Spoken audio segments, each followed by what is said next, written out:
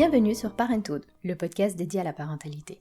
De l'envie d'avoir un enfant à sa conception, de la grossesse à l'accouchement, du postpartum au début et difficultés de l'éducation, ce sont des mamans et des papas qui viennent témoigner et partager avec nous leur vécu et leurs expériences, mais aussi des professionnels qui répondent aux questions que l'on se pose.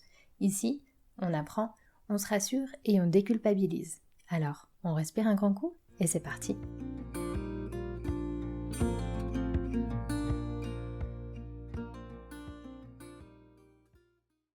Lorsque j'ai rencontré Louiselle et Adrien, ils m'ont expliqué qu'ils souhaitaient partager leur histoire parce qu'ils n'en voyaient jamais de telles dans les films, dans les séries ou dans les lectures qu'ils font.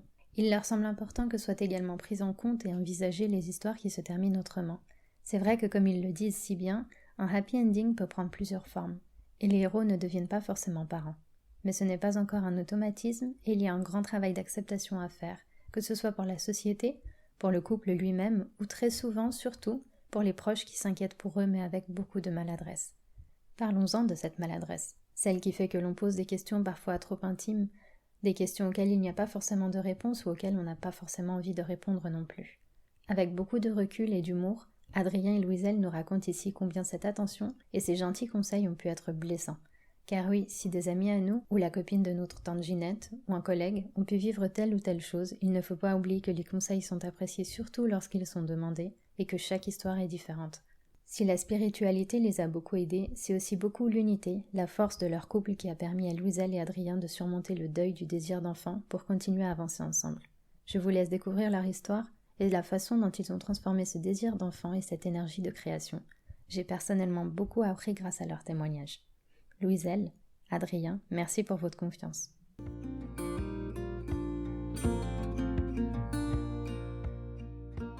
Bonjour. Bonjour. Bonjour. Alors, je m'appelle Louiselle, j'ai 37 ans, je suis spécialiste en expérience utilisateur dans un institut de formation. Je m'appelle Adrien, j'ai 40 ans, je suis ingénieur civil. Bon, nous deux, on est en couple, on se connaît depuis 20 ans maintenant, donc on est un vieux couple. On se connaît bien et puis on a vécu beaucoup de choses ensemble. Ouais. On a grandi ensemble. Oui, j'imagine. À tout niveau. 20 ans, vous êtes jeune, donc 20 ans, ouais, c'est vrai que vous avez dû vraiment grandir ensemble.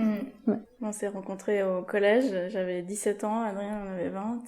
Et on a vécu toutes les grandes étapes de la vie, on les a vécues ensemble. Voilà.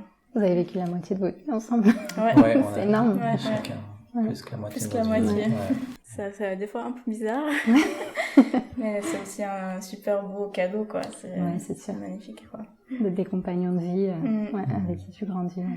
17 ans, je sortais de l'adolescence, maintenant je suis adulte et c'est sûr qu'on n'est plus les mêmes, quoi.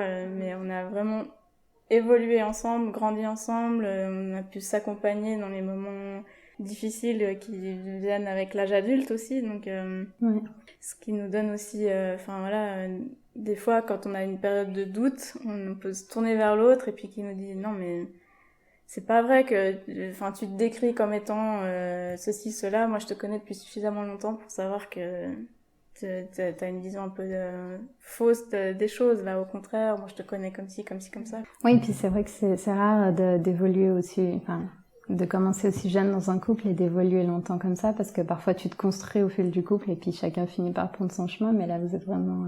Ouais, on a pu vivre des difficultés, des défis ou différentes choses en tant qu'individu ou en tant que couple, et puis on est resté à pouvoir se comprendre et à développer ensemble des outils pour les choses, pour affronter les différentes choses qu'on pouvait vivre, et puis une vision de la vie assez proche qu'on a pu développer ensemble. On a toujours resté ensemble en fait, donc moi j'étais encore au collège, j'avais pas encore ma matu. Moi j'ai fait mes études dans la région, quoi. Quand on s'est rencontrés, on est resté à Genève, donc on est resté ensemble, quoi, tout le long, quoi.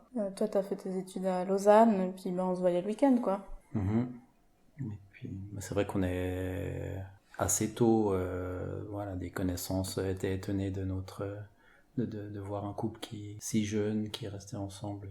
C'est vrai qu'on a eu des remarques, quoi, de gens qui disent mais vous êtes jeune, vous devriez explorer et tout. Puis non, j'ai pas besoin. Ça ne me parlait pas du tout. J'ai trouvé quelqu'un avec qui je suis bien, j'ai pas besoin d'aller explorer ailleurs, quoi. Non, ça me va comme ça, donc Heureusement que vous n'avez pas suivi le conseil. Et vous aviez des projets en commun? Quand on s'est mis ensemble, on était tous les deux en fait en voyage à l'étranger. En fait, moi je faisais un séjour linguistique à Berlin. Adrien il était en voyage en Malaisie. Puis du coup on a d'abord échangé beaucoup d'emails en fait à l'époque. C'est comme ça que notre relation a commencé. On a correspondu beaucoup à cette époque. On savait que, on allait se retrouver après. On rentrait à peu près la même période à Genève, donc on avait à peu près la même vision quoi, qu'on voulait rester dans la région. Ça impliquait d'être avec l'autre quoi. Ouais. Mais non, je crois on n'avait pas trop de projets, de projets définis ou de visions claires. On s'est mis ensemble de manière très naturelle et puis on n'a pas planifié la suite non plus. Ça semblait être l'ordre des choses qu'on soit ensemble et qu'on avance ensemble sans avoir trop de plans. C'est que c'était une évidence, vous étiez bien ensemble. Voilà. Et ça se faisait tout seul. Ouais.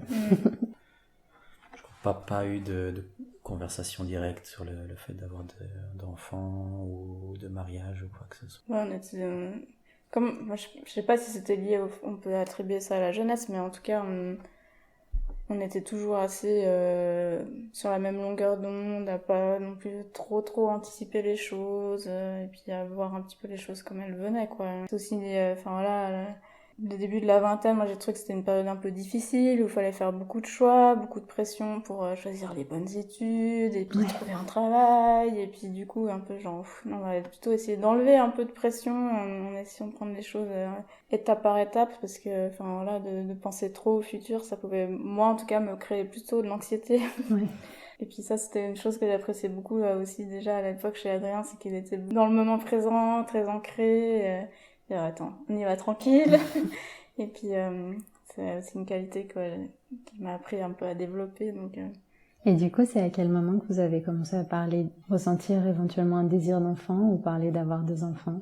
Alors on a d'abord été c'était autour de la 10e année de vie commune. J'avais déjà une première expérience professionnelle et puis l'envie peut-être de me recentrer sur le privé, ma vie de couple et enrichir notre relation de couple. Et puis on a plutôt d'abord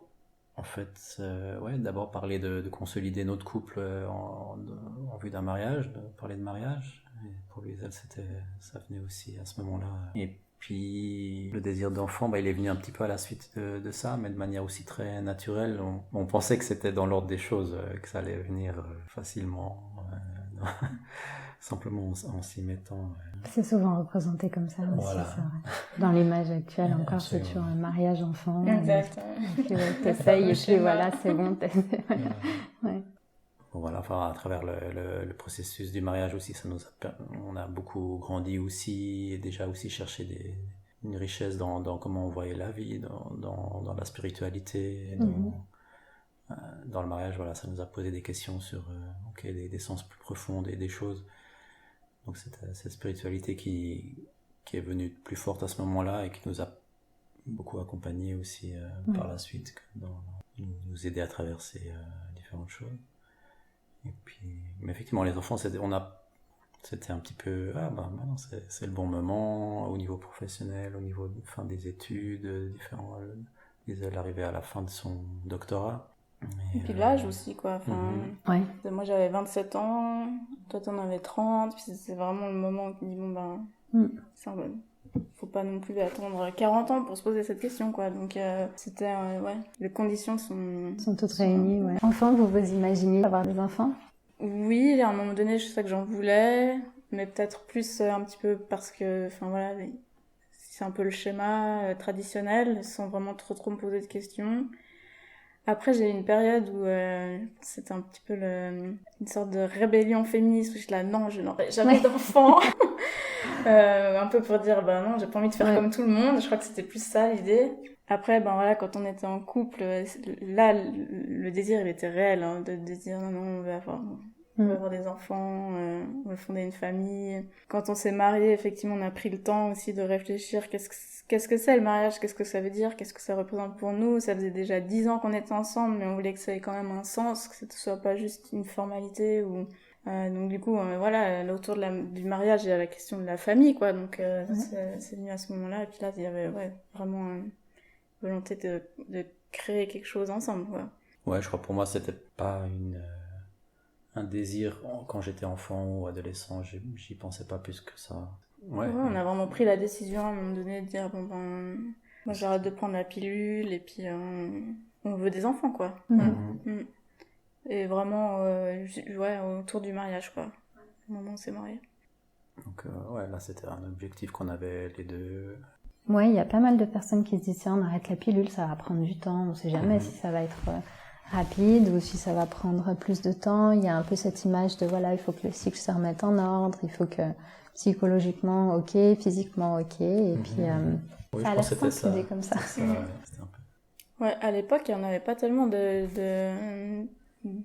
d'amis ou de couples d'amis qui pensaient, en fait. Donc on s'est dit, bon ben, on verra bien, quoi.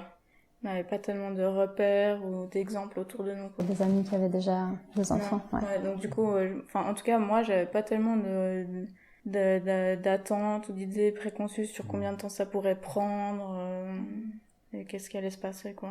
Donc on s'est un petit peu lancé comme ça, quoi. On se disait, bon, on verra bien, quoi. Ouais.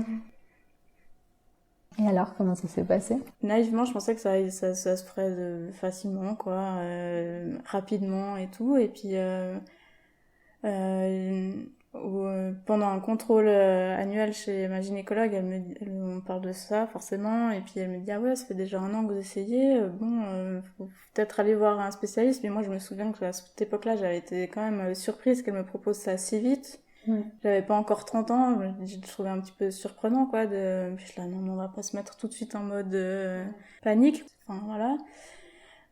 Et puis à ce moment-là, moi j'étais en train de finir ma thèse, donc je savais que c'était aussi quelque chose qui me prenait beaucoup d'énergie, quoi, au niveau mental, et puis je suis là, bon, on va faire les choses une fois après l'autre, donc non, pour l'instant, j'ai pas envie d'aller voir tout de suite un spécialiste, quoi, donc...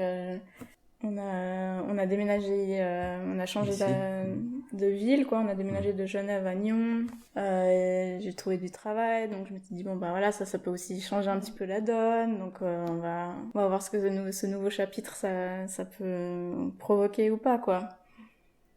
Est-ce qu'à ce moment-là, est-ce que tu surveillais un peu tes cycles ou tu laissais faire un peu en te disant on verra bien si ça arrive, si j'ai pas mes règles et tout, ou tu regardais vraiment Non, je surveillais, ouais. Je savais mes dates de ovulation, de règles, ouais. Non, on faisait quand même un petit peu... on était attentifs à ça, ouais. Et puis à ce moment-là, rebelote, quoi. Ma gynécologue qui me dit, bon, bah... Là, ça fait quand même 2-3 ans maintenant, donc il faut peut-être commencer vraiment sérieusement à réfléchir, à consulter un spécialiste. Ok. Et puis c'est ce qu'on a fait, quoi. Donc après quoi, 2-3 ans qu'on essayait, quoi. Donc on est allé voir une gynécologue spécialiste de la fertilité à l'hôpital de Nyon. Qui a fait d'abord la première étape c'était de faire des examens, quoi, de voir physiquement est-ce que tout va bien ou pas. Il y a plusieurs examens médicaux pas toujours très agréables, un examen qui est un peu comme une radio, en fait, où on injecte un liquide de contraste chez la femme pour voir si l'utérus et les trompes de Fallope elles sont en bon état. Là, moi, j'avais une trompe qui était bouchée, mais l'examen, en fait, a permis de déboucher une des 2 trompes. Okay. Donc, voilà. Ensuite, divers autres examens qui permettent de regarder si les ovaires vont bien, si tout se passe bien. Là, il n'y avait pas de soucis particuliers, quoi.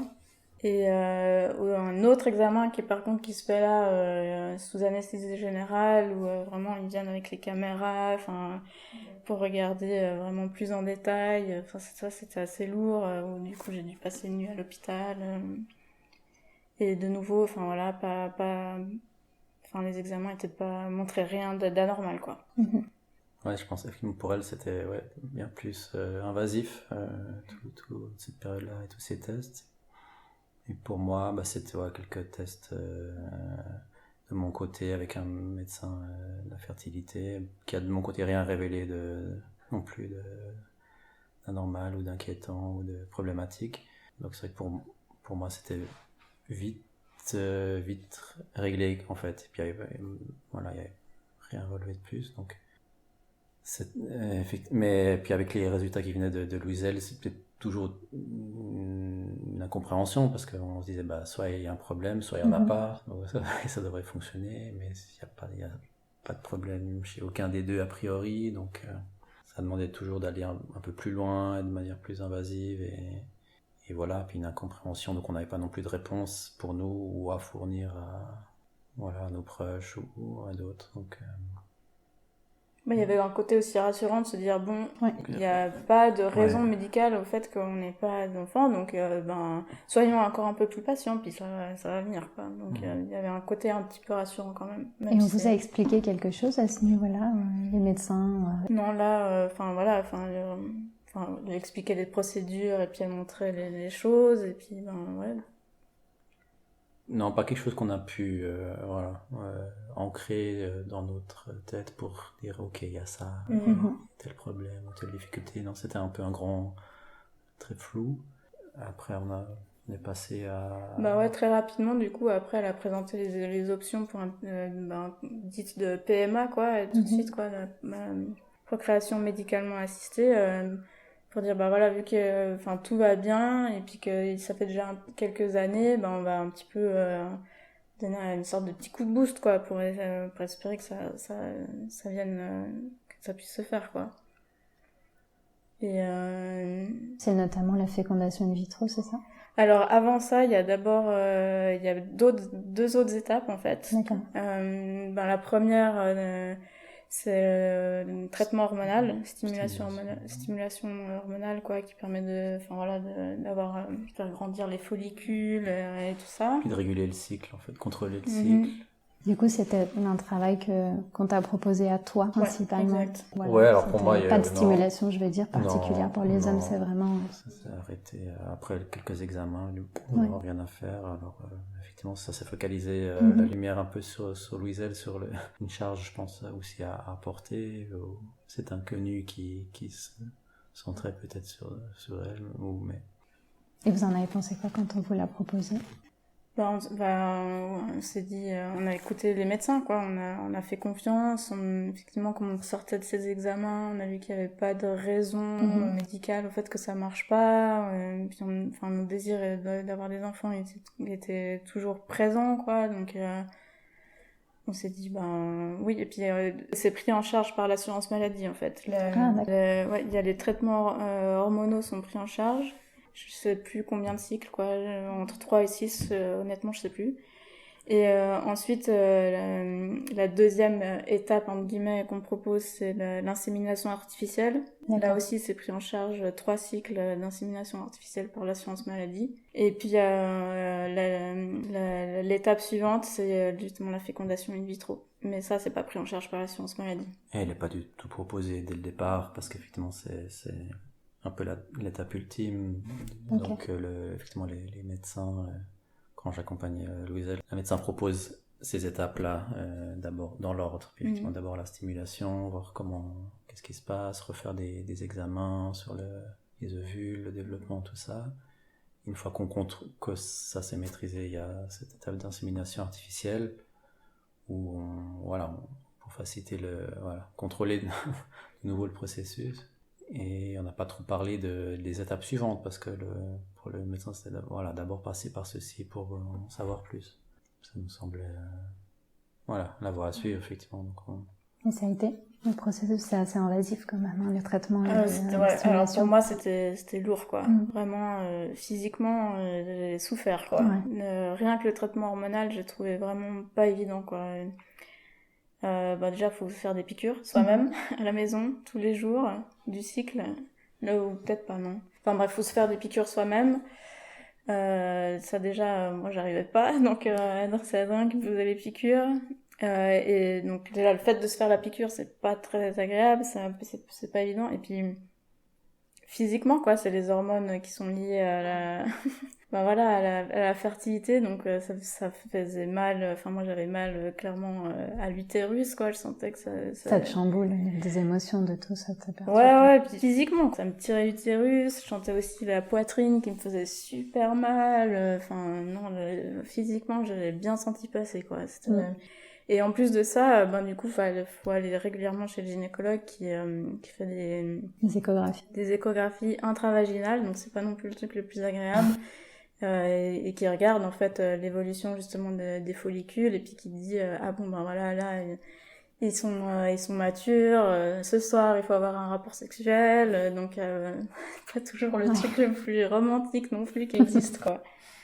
Donc ça c'était enfin, psychologiquement, il faut tenir aussi, quoi, de dire, ce soir, il faut passer à l'action, mais il faut que ça reste quelque chose aussi quand même de sympa et agréable.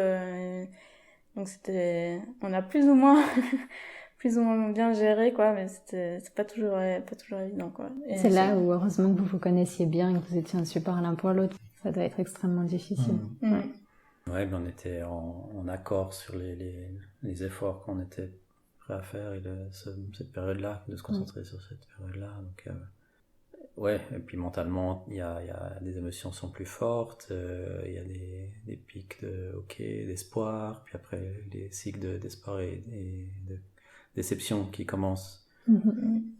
Et ça, au fur et à mesure des mois qui passent, d'abord juste avec la stimulation hormonale.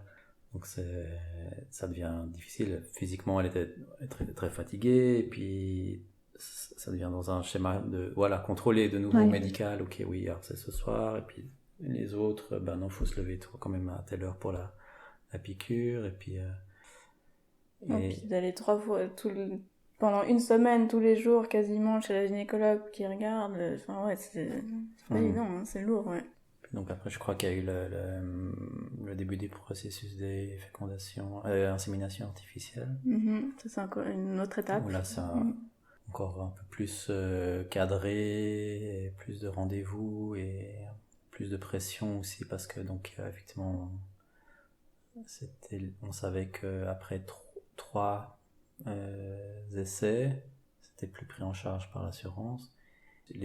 L'option d'après serait effectivement les FIV. Et je crois que déjà à ce moment-là, on discutait pas mal sur tout ce que ça représentait, les lourdeurs, les difficultés. Puis on discutait de la FIV à ce moment-là. Puis en fait, on était sur la même longueur d'onde de se dire que on souhaitait pas aller jusque-là. Que après ces essais d'insémination artificielle, c'était ce qu'on était prêt à faire.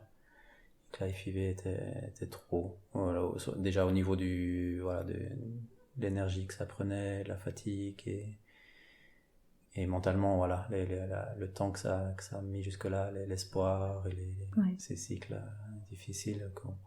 On voulait se mettre une limite. On n'avait rien contre la FIV, c'est très efficace. Mais très efficace, non? Il y a 20% de chances que ça marche. C'est ce qu'on vous avait dit? Ah oui. Disons que la plupart des couples, finalement, y arrivent avec ça. Donc, après plusieurs cycles. Voilà. Mais on savait qu'effectivement, ça demandait beaucoup de persévérance et pas une certitude, pas quelque chose dans lequel on voulait se lancer encore. Mais ça nous a mis effectivement cette carte de route où on savait effectivement qu'il y avait ces 3 inséminations artificielles et que après ça, on envisageait que ça se terminait, mais on avait l'espoir que ça se fasse, donc on allait encore s'y mettre à fond. Parce que si je peux me permettre, c'est quoi la différence entre l'insémination artificielle et la FIV? J'ai un petit doute, mais... Alors l'insémination artificielle, en fait, l'homme il fait son don de sperme, et puis les médecins, les assistants médicaux, ils font un traitement en fait, sur le sperme. Ils regardent combien il y a de spermatozoïdes, est-ce qu'ils sont assez mobiles et tout ça. Et puis après, en parallèle, la femme elle fait son traitement hormonal comme l'étape précédente.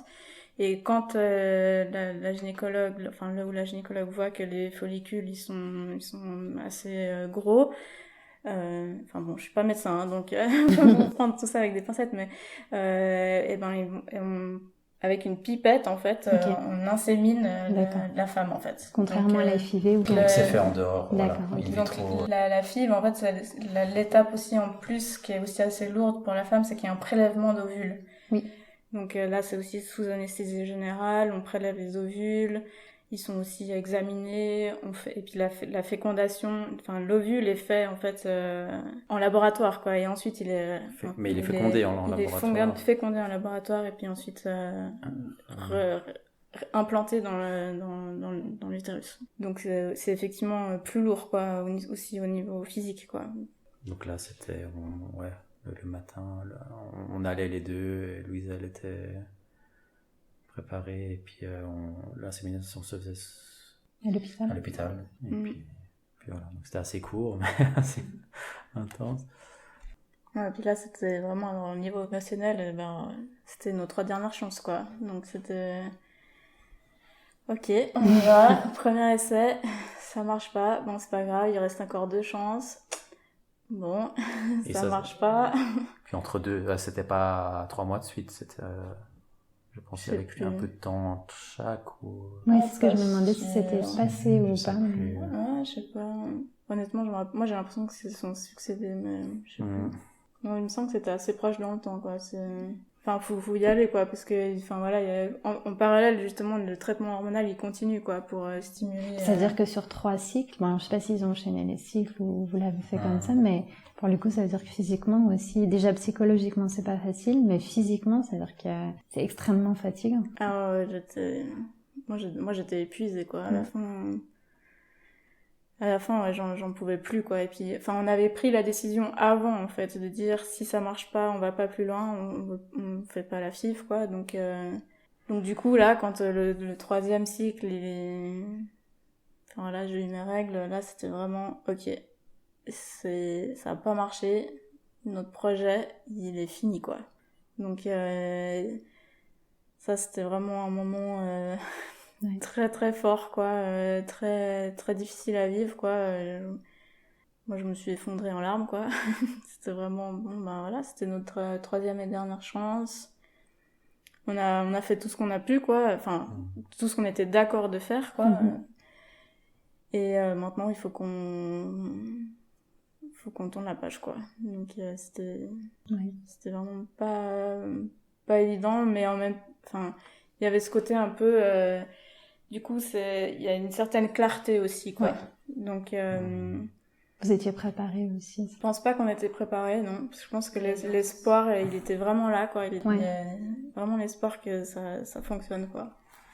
Enfin voilà, on s'appuyait pas mal sur notre spiritualité qui nous a pas mal aidé, effectivement, de pouvoir se dire, bon, mais c'est pas en nos mains, en fait. C'est pas un bouton qu'on peut mettre on ou off.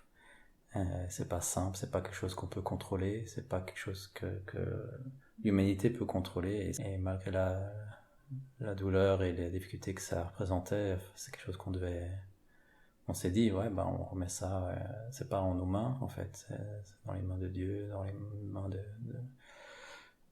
c'est pas à nous on peut pas le contrôler, enfin on peut faire beaucoup d'efforts et la science peut faire beaucoup de choses, mais c'est très bien, mais voilà, nous c'était notre choix très personnel de s'arrêter à ce moment-là, et qu'on pensait avoir effectivement de pouvoir vivre que c'était possible de vivre une vie sans ça.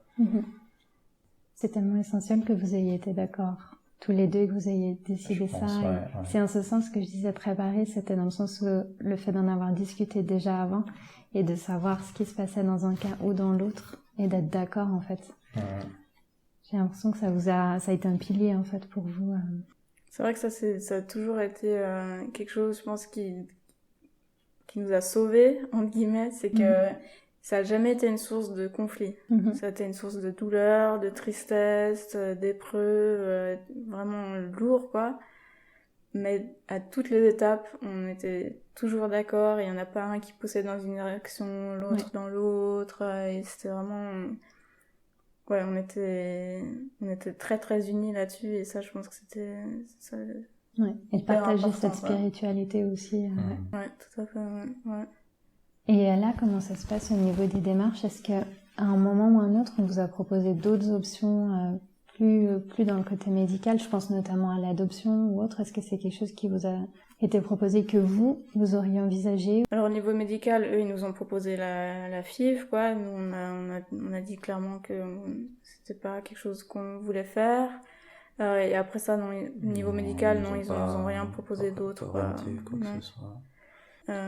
Du coup, nous, oui, on a pris un peu de temps déjà pour... Ouais, on a pris du temps à arrêter les questionnements et les projets. Donc je pense d'avoir une étape de deuil, vraiment. On a regardé quand même l'adoption, quoi. Mais oui, alors, mais pas tout de suite. Pas tout de suite, je pense qu'on et a d'abord, digérer un peu le coup, quoi. C'était, comme tu disais, cette étape de deuil, en fait, d'abord. Ouais. En tout cas, du projet tel qu'on l'imaginait, je pense, oui. D'avoir nos propres enfants qui puissent nous ressembler. Voilà. Ouais.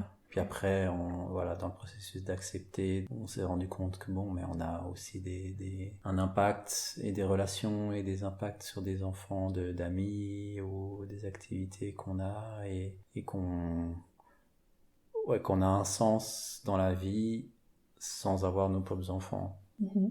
Et que notre vie peut être riche d'autres manières que cet idéal très fantasmé, très standardisé. Et voilà, oui, d'abord de reconnaître qu'on peut avoir un impact sur d'autres enfants, qu'on peut avoir une vie qu'à nous deux ou différente, ouvrir le champ des possibles. L'adoption est venue quelques temps après, c'était aussi une réflexion qu'on s'est posée.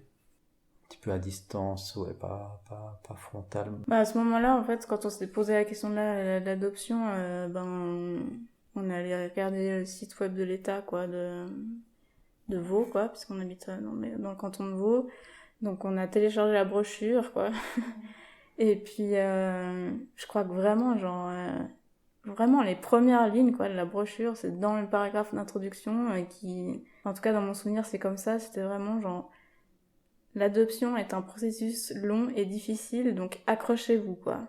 Et c'était vraiment, enfin moi en tout cas c'est vraiment le message que j'ai retenu de ce premier paragraphe d'introduction. Puis là on sortait de toutes ces démarches médicales qui étaient vraiment, physiquement lourdes, émotionnellement aussi compliquées. Puis moi j'ai regardé Adrien, j'ai dit non, quoi, je crois que je peux pas, quoi. C'est de me relancer dans un processus qui est long, compliqué, dont l'issue est incertaine parce que ils peuvent pas garantir que d'avoir des enfants comme ça, donc juste là non, je peux pas, quoi. Je peux pas, j'ai pas envie, je crois que effectivement, comme on avait déjà peut-être aussi commencé un peu ce processus d'acceptation et de deuil de ce projet-là, c'était plus facile pour moi de continuer sur cette voie-là que de rouvrir une démarche compliquée, quoi. Bien certainement. Et puis effectivement, à ce moment-là, pour faire un peu ce processus-là d'acceptation, on s'est reposé sur la spiritualité. On a pu, moi je me souviens d'avoir prié de façon vraiment intense, et puis en me disant vraiment comment est-ce que, Dieu, aide-moi à accepter cette situation, en disant Dieu, je pense pas que tu pourras me donner une réponse comme ça aussi claire que de pourquoi ça a pas marché, mais aide-moi quand même à trouver la force, quoi, et effectivement à cette époque-là, on était impliqués dans des activités de quartier où on donnait des classes pour les enfants sur l'éducation spirituelle, et puis de me rendre compte que j'avais des relations avec ces enfants qui étaient vraiment super belles, super magiques, puis de dire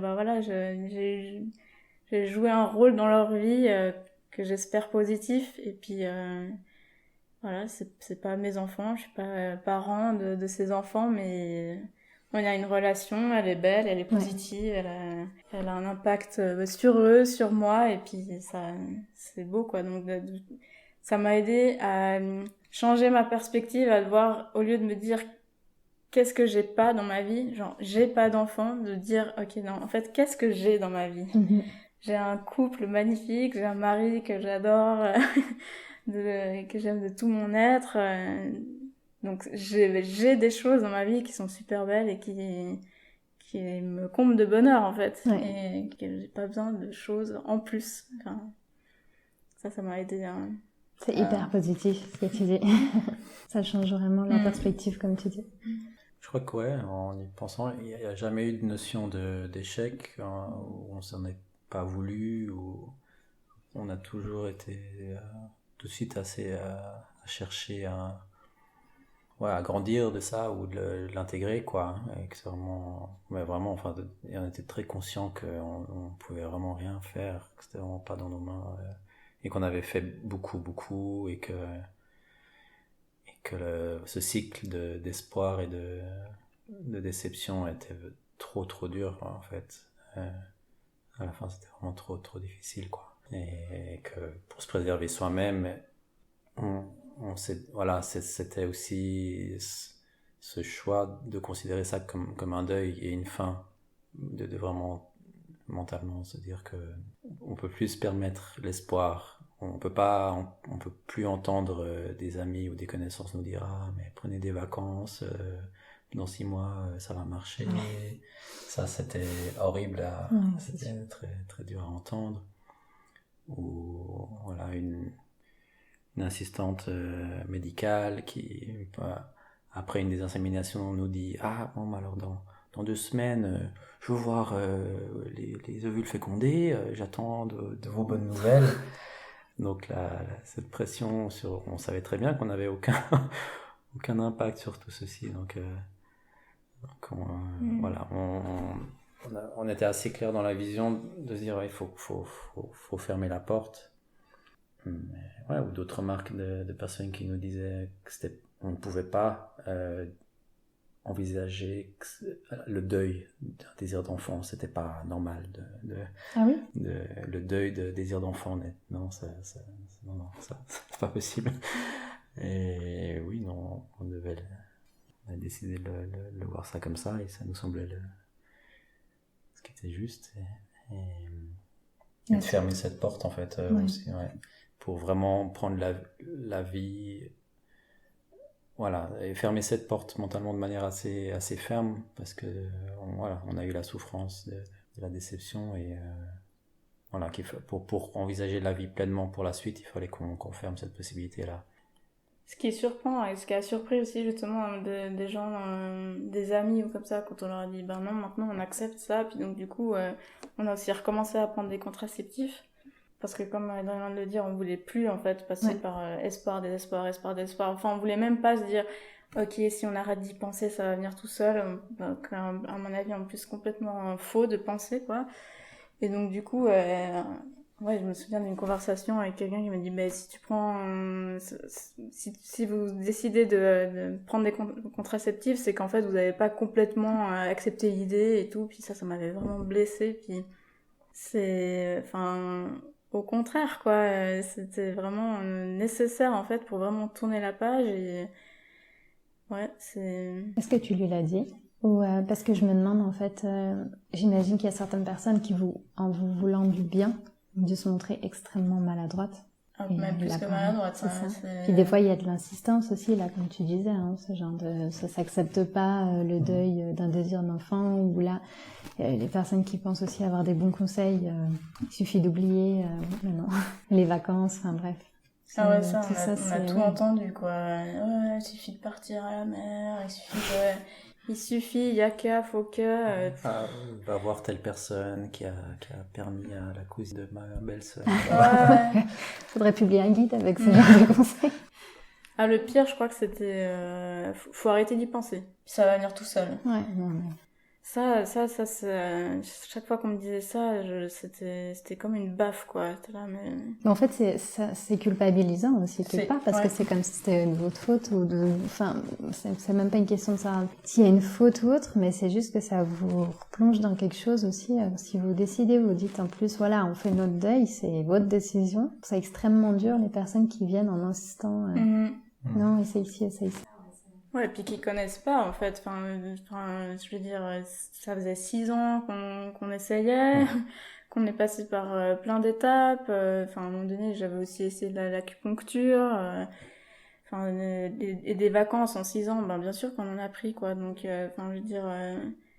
Ouais, comme tu dis, il y a un côté très culpabilisant parce que si ça marche pas, en fait, c'est de ta faute. Si ça marche pas, c'est parce que tu le veux pas vraiment. Si ça marche pas, c'est parce que tu penses trop. Si ça marche pas, c'est ah wow, attends. Enfin, je veux dire, on est accompagné par des médecins qui ont quand même une certaine connaissance scientifique. Donc, enfin, si c'était la pensée qui était magique, ça se saurait quoi. Donc, s'il suffisait de dire je veux un enfant pour que ça marche, on le saurait depuis longtemps que, enfin voilà, ça marche comme ça. Hein.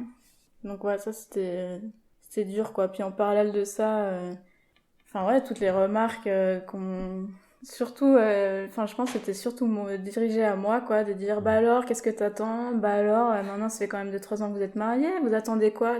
Alors qui te parle d'attente déjà, de deux, tu sais pas du tout quelles sont mes envies, qu'est-ce que je suis en train de faire ou ne pas faire. Puis ouais, enfin des petites remarques qui ont l'air de rien quoi. Bah alors, c'est pour quand les enfants?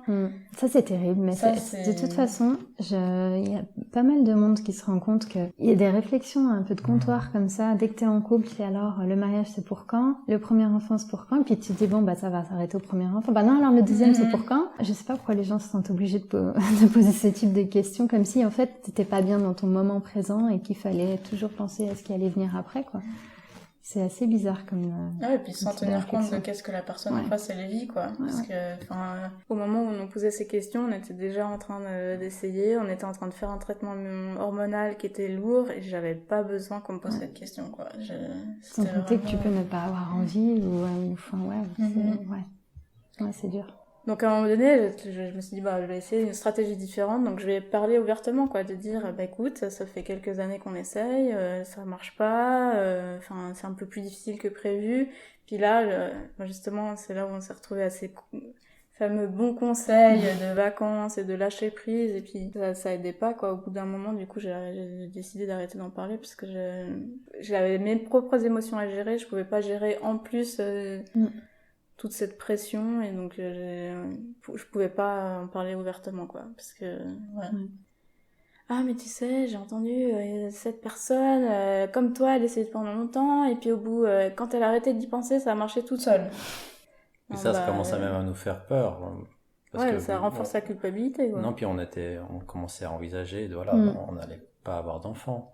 Puis on commençait à apprécier d'autres aspects ces aspects-là, et puis de se dire non mais si ça doit revenir 3 ans après, on commencerait à être moins heureux avec ou c'est là, bon, on a tous un naturel humain à pouvoir quand même contrôler les choses malgré à chaque étape, donc on a préféré activement se dire bon c'est terminé effectivement, mais à la fin du processus, donc c'est plus un souhait. Si ça devait arriver, après on prend les choses qui arrivent. Là on parlait de votre entourage, et pour ce qui est du personnel médical, vous vous êtes senti vraiment accompagné? Vous avez senti que vous étiez écouté, que vous pouviez en parler, ou ça a été, comment est-ce que vous l'avez ressenti? Moi je me suis sentie assez peu accompagnée, je me suis sentie assez seule quoi. Enfin c'était vraiment très médical, très scientifique, un peu froid par moments quoi. Ou faussement encourageant quoi. Ouais, ou s'il y avait des encouragements c'était pas très personnel quoi. Ouais, comme c'est Moi, je me souviens à un moment donné, effectivement, d'une assistante médicale qui me dit « Mais vous êtes sûre, vous le voulez vraiment Oh mon Dieu. Et moi, j'étais là, attends, c'est une assistante médicale spécialisée dans la fertilité et elle me pose cette question. J'ai trouvé ça extrêmement violent, extrêmement déplacé, blessant. Vraiment, c'était sa spécialisation, c'était la fertilité, l'accompagnement des couples. Là, c'est pas possible qu'elle me pose cette question, quoi. C'est plus que déplacé. En voyant le nombre de parents qui ont ces défis-là, effectivement, c'est pas... Non, puis j'ai pas souvenir, en tout cas, de suggestions, de groupes de parole ou de choses, quoi. Je me suis sentie très seule et enfin, de mon propre chef, en fait, j'ai décidé d'aller voir une psychologue, quoi, pour gérer, ben voilà, les émotions et la tristesse et tout ça. Mais clairement, c'est venu de moi, quoi, pas de l'équipe médicale, quoi. C'est fou, ça devrait aller de pair quand même avec le processus aussi, ne serait-ce que pour que tu puisses l'envisager bien. Enfin, je dis tu, mais que tous les deux, parce que toi, je sais pas comment tu l'as ressenti. C'était comme Louiselle. Oui, je pense qu'il n'y avait pas de place pour le processus qu'on a fait. Ça correspondait pas aux attentes des personnels médicaux. Enfin, le chemin qu'on a pris était pas concevable en fait pour eux. J'imagine que on allait revenir 2 mois après pour faire une FIV. Il n'y avait qu'un seul chemin possible en fait. Tout ce qu'on a fait après, c'était on n'est pas retourné voir ces personnes, ces médecins. On a fait autrement en fait, autre chemin. Ouais, mais je me dis que même, tu vois, peu importe le chemin que tu prends, je pensais vraiment qu'il y aurait un accompagnement avec aussi, un accompagnement psychologique pour voir comment est-ce que tu mets les choses en place, comment travailler sur toi, comment éventuellement te préparer aussi, comme vous l'expliquiez et tout. Donc ça me paraît assez fou en fait que ça aille pas de pair, pour que tu puisses le vivre pleinement comme tu le souhaites en fait. Et en couple en plus, parce que j'imagine qu'en couple, il y a des moments où vous devez ressentir un peu la même chose, puis des moments où chacun ressent des émotions peut-être différentes. Peut-être que ça peut être aussi en décalé parfois. C'est sûr qu'on vivait pas tout à fait les mêmes choses en même temps. Et moi j'étais, je pense, moins... Ouais, il y a cette réalité, moins impliqué, on va dire physiquement, moins de ressenti, moins de tout ce qu'elle vivait. Je le vivais pas, donc je le vivais à travers elle, mais j'essayais d'être dans le vécu, et puis on comprenait les mêmes choses, mais ou la tristesse, j'essaie d'être aussi impliqué, mais on peut pas l'être autant que au niveau du physique, de ce qui est vécu physiquement, quoi. Donc après, moi j'essayais, et puis clairement on n'a pas, je pense en tant qu'homme, on n'a pas du tout les mêmes... Les personnes ne viennent pas nous dire ce qu'elles se permettent de dire à la femme, en fait. Je crois que j'ai jamais été confronté, j'ai jamais vécu des choses aussi violentes que ce qu'elle a pu entendre, elle. Et moi, quand je disais, alors j'essayais d'être assez fermé quand même dans les réponses que je donnais aux gens. Je disais, oui, bon, par rapport aux enfants, quand on me posait la question, je disais, oui, bon, on a essayé, ça n'a pas marché, voilà, on va faire sans, quelque chose comme ça. Les gens insistaient pas trop, mais il y a la question du genre qui est importante, ça c'est clair. Donc je m'énervais plus après coup quand j'entendais certaines choses qu'elle s'était fait dire. Mais je suis jamais là quand les choses violentes sont dites. Voilà, on a pu se soutenir, en discuter après coup, soutenir. Ça vous a fait grandir aussi dans votre couple. Enfin, chacun de votre côté, mais aussi beaucoup en couple, j'imagine aussi. De partager aussi quelque chose d'extrêmement profond et d'avoir appris aussi à gérer des émotions très fortes, très contradictoires. Oui, je pense, oui. Ouais, c'était une période assez intense. Où il y avait pas mal de choses aussi, professionnelles, les amitiés, tout ça. Ouais, bah c'était une occasion de plus de développer la communication entre nous, quoi. Vraiment dire qu'est-ce qu'on sent, de quoi on a besoin, de quoi on a envie, et puis enfin voilà, même de se mettre d'accord sur les prochaines étapes et de dire mais c'est sûr, hein, on va pas regretter, hein. Ouais, ça c'est encore présent toujours. Chacun individuellement, il y a une part de chacun de nous qui se pose la question, est-ce que l'autre est bien ok avec ça? Est-ce que j'ai pas imposé, ou moi je peux me dire, est-ce que j'aurais dû la pousser plus? Est-ce qu'elle aurait voulu que je la pousse plus? Ou des moments où des questions comme ça peuvent traverser l'esprit. Puis après, mais c'est des moments, voilà, on doit se rappeler de tout ce qu'on a vécu, puis on discute un peu, puis ouais, non, mais c'est bon, on est sur la même longueur d'onde, mais il y a une culpabilité très, très personnelle dans notre fort intérieur qui peut revenir de temps en temps. Est-ce que j'ai vraiment tout fait? Peut-être cette question d'échec là, qui est de social, ou est-ce que j'ai tout fait pour? Est-ce que quand même cette attente qu'on a, mais voilà, plus dans les moments où on est un peu moins fort, quoi. Et on doit se rappeler que non, mais on a fait tout ce qu'on on a Puis vous pu l'avez ce qu'on a voulu. décidé ensemble Ouais, aussi, ce qu'on donc a c'est ça décidé. qui fait votre force aujourd'hui Mhm. et qui, j'espère, peut être cette culpabilité. Ouais, je pense qu'on n'a pas tout à fait les mêmes, en fait, culpabilité. Mm.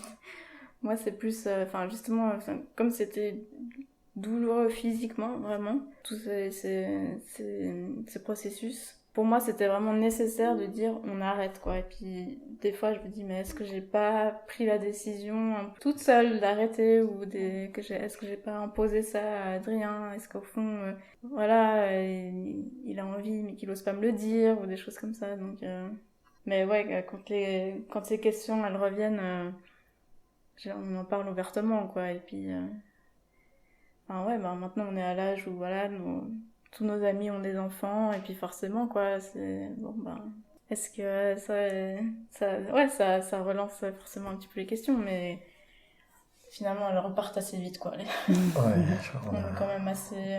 Maintenant, on vit très bien, on a accepté la situation, on le vit bien, on est heureux, on est serein. Fait que vous êtes arrivé au bout du processus d'acceptation et de ce processus de deuil dont vous parliez tout à l'heure. Ouais. Après, c'est sûr que ça, l'énergie de vie, de création qui était là dans ce projet, doit trouver un chemin ailleurs. Donc on s'est chacun replongé dans le travail ou dans des projets différents. Enfin, c'est comme ça que j'essaie d'analyser les choses. Je pense qu'il y a cette énergie qu'on doit mettre ailleurs. Et puis voilà, après ça, effectivement, je me suis remis. Je travaille à temps partiel pendant un bon moment de ce processus-là. Puis après coup, je dis bon, il faut. J'ai envie de me remettre, j'ai envie de plus de projets, d'évoluer, de changer différentes choses dans comment je fais les choses. Louise aussi. C'est vrai que j'ai changé de travail aussi, un peu tout ça. Ça c'est clair. C'est une grosse inconnue de l'équation qui s'enlève. Donc toute la vie doit être un peu rééquilibrée dans les énergies qu'on met dans les différentes choses. On s'est intéressé à d'autres choses, d'autres personnes. C'est vrai que même au niveau symbolique, on a eu besoin de... Parce que quand on a emménagé dans cet appart dans lequel on est maintenant, c'était en plein pendant ce processus, ce projet d'enfant. Donc on a une chambre, on avait une chambre qu'on avait dit ce sera la chambre de l'enfant, quoi. Et après tout ce temps, on s'est dit, cette chambre-là, qu'on n'avait pas vraiment investie, quoi, qui était à la fois un peu KGB, un peu endroit de... Enfin, ouais, on ne savait pas trop quoi en faire. À ce moment-là, on a loué cette chambre à un réfugié, en fait. D'accord. Et puis ça, je pense que ça a été vraiment super fort et super important, quoi, de dire... voilà, cet appart, il accueille quand même quelqu'un. Cette chambre, elle accueille quelqu'un qui vit un moment difficile. On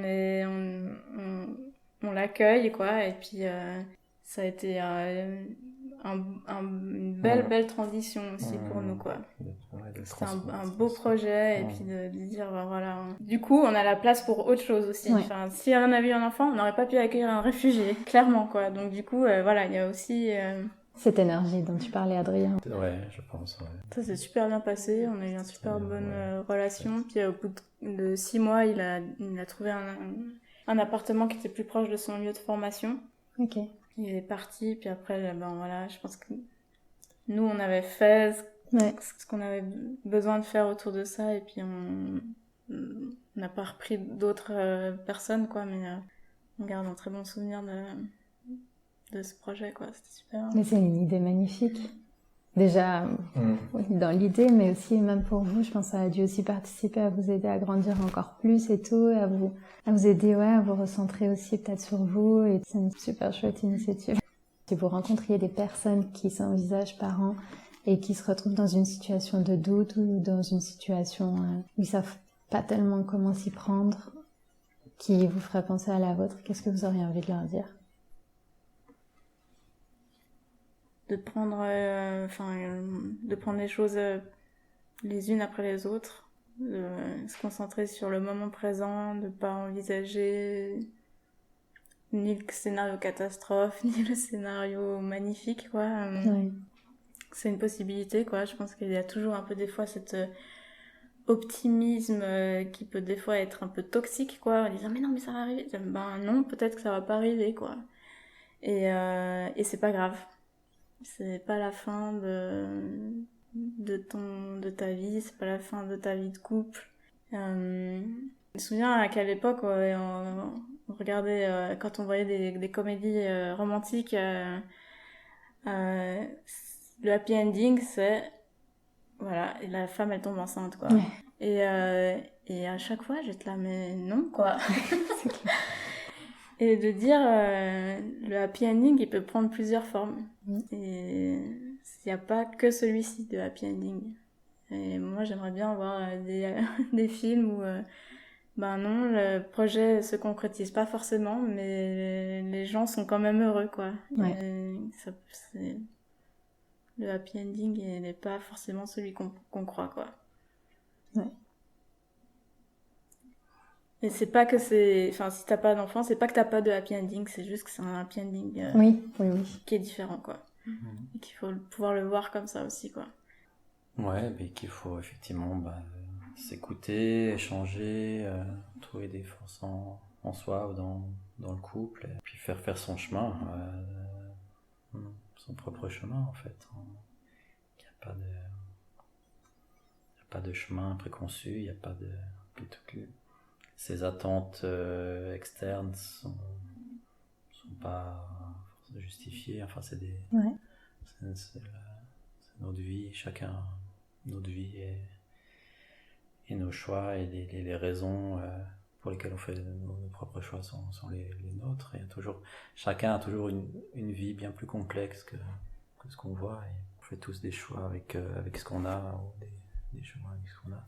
Et puis je rajouterais aussi de pas se culpabiliser, quoi, de pas s'en vouloir, de se dire mais si j'avais fait ça, si j'avais commencé plus tôt, si j'avais pas fait ceci, cela, enfin non, en fait ça déjà de 1 ça sert à rien, de 2 c'est pas forcément vrai, et on sait pas, en fait, il y a pas forcément une raison, quoi, parce que des fois je me souviens aussi des fois où j'étais là, mais en fait peut-être on n'a pas d'enfant parce qu'on aurait été des parents horribles, putain, non, ne te dis pas ça, tu n'en sais rien de pourquoi, en fait, donc faut pas s'en vouloir, faut pas culpabiliser, on sait pas pourquoi, il y a des choses qui nous échappent, accepter que voilà, on maîtrise pas tout, on comprend pas tout, La vie est belle et complexe, et que par rapport à ce qu'on a vécu, moi j'ai rien envie de changer, je changerai rien de ce qu'on a vécu. Donc. Merci pour ce magnifique témoignage, et le mot que je retiens, c'est vraiment l'acceptation et la force aussi, mais surtout l'optimisme, enfin le fait de se rendre compte que voilà, il y a plein de voies différentes, et puis de s'écouter et de se dire voilà, finalement ça correspondait pas forcément, de dire stop, il y a plein de voies différentes, il y a beaucoup de choses qui vous attendent, qui vous attendaient, enfin merci. Merci à toi. Merci à toi pour ton écoute.